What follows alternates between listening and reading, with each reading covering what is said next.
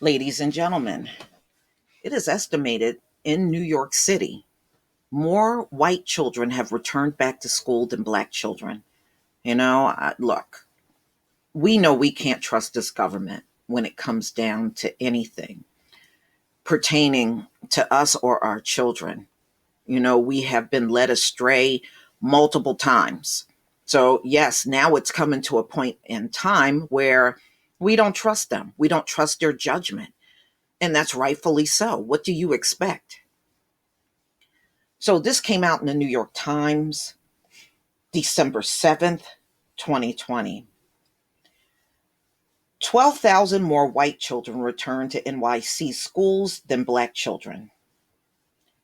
And I don't know what they're reopening for anyway. New York City is doing really bad with COVID. Mayor Bill de Blasio, months-long effort to reopen New York City classrooms was complicated by major logistical challenges, staunch political resistance, and a series of cries that culminated in a brief system-wide shutdown last month. At every turn, Mr. de Blasio insisted that the school's most vulnerable children needed open schools. But some school buildings reopen this week. The mayor has found himself presiding over a starkly unequal school system in which many white families have flocked back to classrooms, while most families of color have chosen to learn from home indefinitely. That gulf is illustrated in a startling statistic. There are nearly 12,000 more white children returning to public school buildings than black students, even though there are many more black students than white children in the system overall. Latino students are returning at a rate roughly proportional to their overall representation in the school system. The New York, across the country. So they're saying in New York and across the country, politicians and education officials have found that many non white families are not ready to send their children back to classrooms. Despite their struggles with remote learning, in part because of the disproportionately harsh impact of the virus has had on their community. But the fact that so many students of color have chosen remote over in person learning is raising alarms that existing disparities in the nation's largest school system will widen.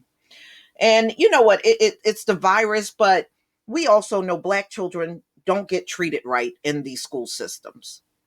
And we see the stories and report on the stories every single year.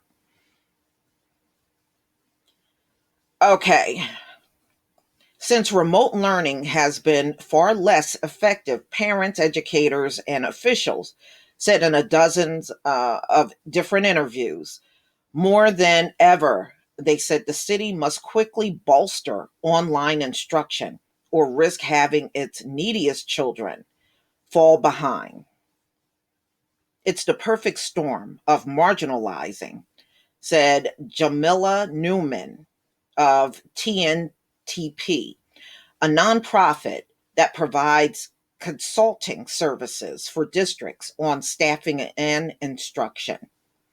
That's why there is the need to demand stronger instruction remotely. New York's issues with remote instruction began with the lack of basic infrastructure for students learning from home.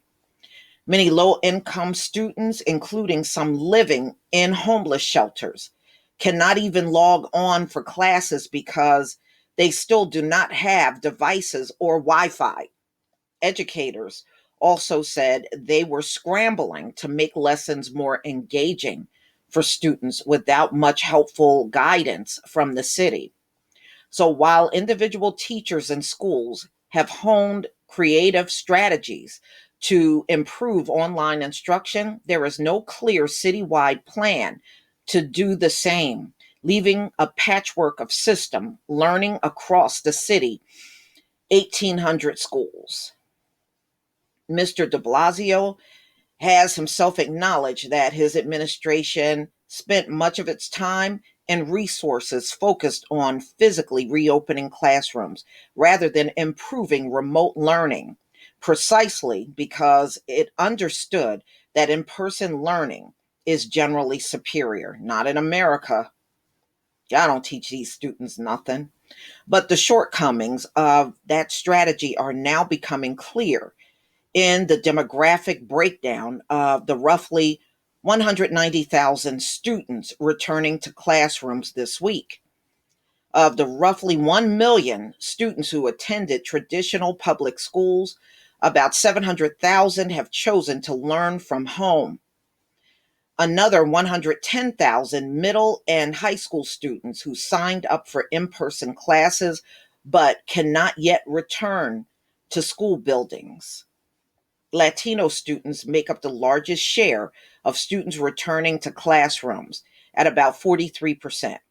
But white children, who are less likely to be low income than many of their peers, make up a quarter of the students back in classrooms, even though they represent just 16% of overall enrollment, the smallest percentage of any racial group. Black and Asian American families are significantly underrepresented in reopening classrooms. Though Black families make up nearly a quarter of the school system, their children represent 18% of students back in school. Asian American children represent about 18% of the overall school system, make up the smallest share of children in classrooms this week at just under 12%. Still, about three-quarters of the children returning to school are non-white, in part because the system is overwhelmingly Black and Latino. There is no reason the numbers are so skewed. Families of all racial, ethnic groups in New York have decided to return to classrooms or stay home based on individual circumstances. But the data and interviews with parents show that Black and Asian families are particular. They don't trust the city and choose to keep their children safe. Clearly, there are Black families who are hesitant, which only makes sense after disparities they experienced during the height of the pandemic. And that's exactly why our vaccine response will focus on equity and engaging in the hardest hit communities so we can get our schools fully back once and for all. Experts and advocates said more non-white students might have chose to attend classes if the city had done a better job of outreach. In some cases, just the opposite happened. Even while Mr. de Blasio was trumpeting open classrooms, some schools were asking every family that was able to stay at home to do so in order to ease staffing and scheduling burdens. But those who chose online learning said they need more support from the Department of Education. So, ladies and gentlemen, fewer Black children are back for in person schooling. I don't think they should have that now anyway, with COVID going through the roof. And trust me, it's going through the roof in New York City too. So, I don't know what they're trying to prove at this point. But look, Black parents, continue to keep your kids home, keep them safe. So, y'all, please tell me what you think. Please leave your comment and subscribe. Don't forget to hit on the notification bell, and I'll see you on the next video. Peace, family.